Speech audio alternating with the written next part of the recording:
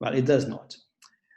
A nose rhinoplasty, or what is a medical term for a nose job, what it do is it change the skeleton of the nose. So Botox doesn't work in bone and cartilage, it works just in muscle.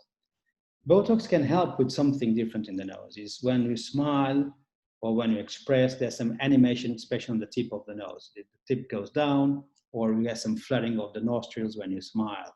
So by doing Botox, because these actions are the result of a muscle contraction, so you can isolate those muscles and put the neurotoxin there, we reduce the drop of the tip when you smile and also the flaring. Some patients also have a very strong muscle up here in the nose, it's called the nasalis, and they got these bunny lines when they express themselves. So also you can go there. And this muscle is quite bulky. So if you have very strong muscles there, by doing some neurotoxin there, you can create some atrophy of the muscle and the nose looks a bit smaller, but you're not changing that. And for the same reason, sometimes you use fillers, but fillers for the nose usually, but first of all, is a very tricky area to treat. We have to be very sure about what each person wants regarding their nose. And it's also a dangerous area, so I have to be a very, very skillful doctor to do it.